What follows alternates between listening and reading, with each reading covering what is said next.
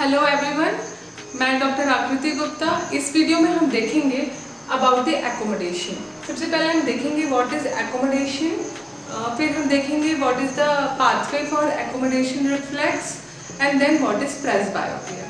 So let's start.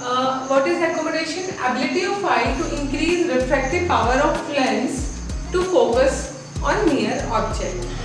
तो जो normal parallel rays of light आती हैं इनफाइनाइट से, यदि हम माने तो जो पैरेलल रेज आती हैं और वो रेटिना में फोकस होती हैं, तो वो कुछ लेंस और कॉर्निया के थ्रू पास होती हैं और वो रेटिना में फोकस होती हैं। तो कुछ रिफ्रैक्टिव इंडेक्स होता है, कुछ पावर होती है आई की। तो जो कॉर्निया आई की कंप्लीट पावर होती है वो होती है +60 डायोप्टर। तो उसमें कंट्रीब्यूशन होता है कॉर्निया का, कुछ रिफ्रैक्शन कॉर्निया की वजह से होता है, कुछ रिफ्रैक्शन लेंस की वजह से होता है। तो कॉर्निया की जो रिफ्रैक्टिव पावर होती है दैट इज +45 डायोप्टर, और जो लेंस का पावर होती है दैट इज +15 डायोप्टर। तो इन दोनों की वजह से इन टोटल जो है +60 dioptre power of I body होती है।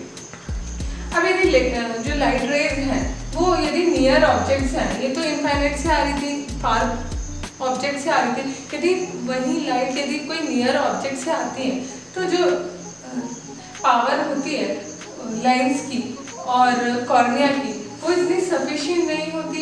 यदि इस लेंस को बेंड ना किया जाए, लेंस की पावर चेंज ना की जाए, तो वो इतनी सफिशिएंट नहीं होती कि वो उसको लाइट को इतना बेंड करे और वहाँ पर रेटिना पर उसको फोकस कर सके।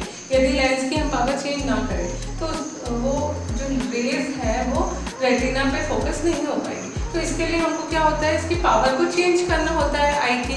तो जो कॉर्निया की पावर होती है वो चेंज नहीं होती, तो इसके लिए लेंस की पावर चेंज की जाती है। तो यदि जो पावर होती है आई की जो चेंज करके हम नियर ऑब्जेक्ट को रेटिना पे फोकस कर सकते हैं, उसको कहते हैं हम एकोमोडेशन। तो increase refractive power of I is known as accommodation. So we can increase the refractive power of eye by increasing the power of the lens. So how it is possible? इसके लिए यहाँ पर हमें पता है कि यहाँ पर सीलियरी मसल्स होती हैं और ये सस्पेंसरी लिगामेंट होता है। सस्पेंसरी लिगामेंट होता है जिसके थ्रू लेंस जो है वो सस्पेंडेड रहता है यहाँ पे। तो ये सीलियरी मसल और सस्पेंसरी लिगामेंट, तो जब सस्पेंसरी लिगामेंट जो है वो टाइट होते हैं, उनमें कॉन्ट्रैक्शन होता है, तो लेंस जो है वो फ्लैटन हो जाता है। और जब वो लूज होते हैं सस्पेंसरी लिगामेंट, तो लेंस जो है वो थिकर हो जाता है। और जब लेंस थिकर हो जाता है तो उनकी इंक्रीज हो जाती है रिफ्रैक्टिव पावर।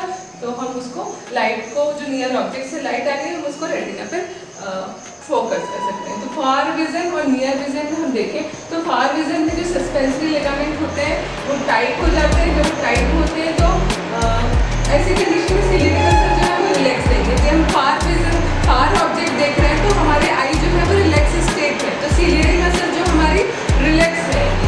लेकिन सस्पेंसरी लिगामेंट जो है वो टाइट रहेंगे। नॉर्मल जब हम फार ऑब्जेक्ट देख रहे हैं सस्पेंसरी लिगामेंट टाइट रहेंगे, तो ये जो लेंस है वो फ्लैटन रहेगा। और जब लेंस फ्लैटन रहेगा that is normal refractive power of the lens. अब हम नियर ऑब्जेक्ट या नियर विजन में फोकस करते हैं तो जो हमारे सीलियरी मसल्स हैं वो कॉन्ट्रैक्टेड स्टेट में आ जाएगी, थोड़ा स्ट्रेन होगा हमारे आई में। और सीलियरी मसल कॉन्ट्रैक्टेड होगी तो जो सीलियरी मसल कॉन्ट्रैक्टेड होगी तो जो सस्पेंसरी लिगामेंट है वो लूज हो जाएंगे। जब वो लूज होंगे तो वो उसको लूज छोड़ देंगे, तो लेंस जो है वो थिकर हो जाएगा। तो इसका एंटीरियर जो लेंस का जो है वो एंटीरियर कर्वेचर जो है वो इंक्रीज हो जाएगा, लेंस थिकर हो जाएगा, मोर कॉन्वेक्स हो जाएगा, तो उसकी रिफ्रैक्टिव पावर जो है वो इंक्रीज हो जाएगी। और लेंस की रिफ्रैक्टिव पावर इंक्रीज होगी तो इन टोटल जो पावर ऑफ द आई है वो +60 से बढ़ के जैसे +70 होगी फॉर एग्जाम्पल। तो हम इस तरीके से आई की जो है पावर को इंक्रीज कर सकते हैं by increasing the anterior curvature of the lens and by increasing the refractive power of the lens. So by this mechanism we can focus the near object in retina.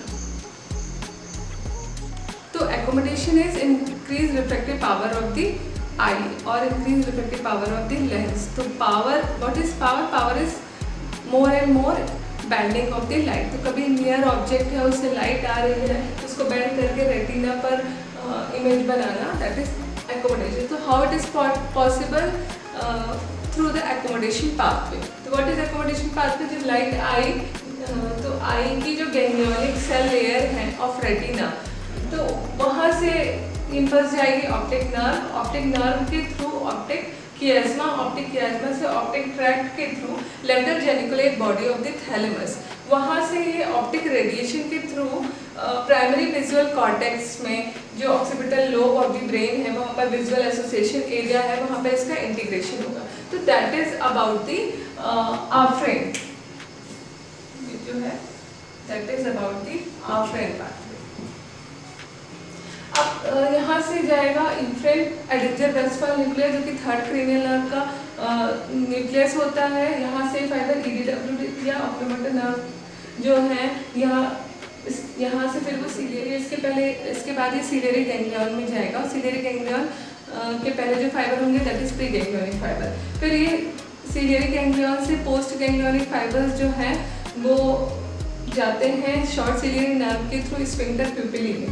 Sphincter प्यूपिली जो iris की muscles होती हैं वहाँ जाते हैं और वहाँ पे ये प्यूपिलरी कंस्ट्रक्शन कराते हैं और सिलेरी मसल्स में भी जाते हैं। सिलेरी मसल्स के थ्रू क्या कराएंगे, ये increase curvature of the lens. तो सिलेरी मसल्स जो है वो कॉन्ट्रैक्टेड होंगी तो इनकी वजह से कर्वेचर ऑफ लेंस इंक्रीज हो जाएगा, reflective power of the I increase, reflective power of the lens. और पिपलरी कंस्ट्रक्शन का क्या बेनिफिट होता है? पिपलरी कंस्ट्रक्शन से जो है स्फेरिकल एंड क्रोमेटिक एब्रेजन कम हो जाता है, जिससे ब्लड विजन नहीं बनता, अच्छा गुड क्वालिटी ऑफ विजन होता है।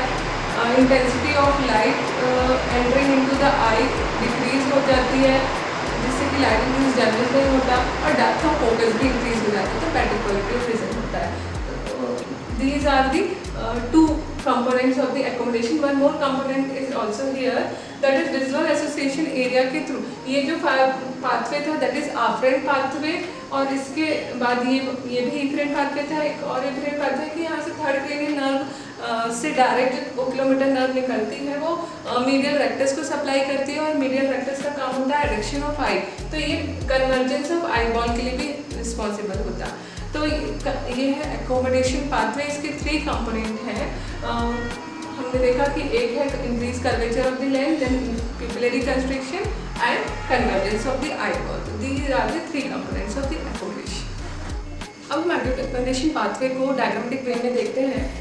दिस इज आई, तो आई के थ्रू ये ऑप्टिक नर्व के फाइबर्स हैं, नेजल फाइबर्स हैं, ये टेम्पोरल फाइबर्स हैं। नेजल फाइबर्स की क्रॉसिंग होती है और टेम्पोरल फाइबर्स उसी साइड प्रोसीड करते हैं। तो सबसे पहले जो ऑप्टिक नर्व के नेजल फाइबर्स और ऑप्टिक नर्व है वो ऑप्टिक कियाज्मा में जाते हैं। ये ऑप्टिक नर्व है, फिर ऑप्टिक कियाज्मा है, फिर ये ऑप्टिक ट्रैक्ट है।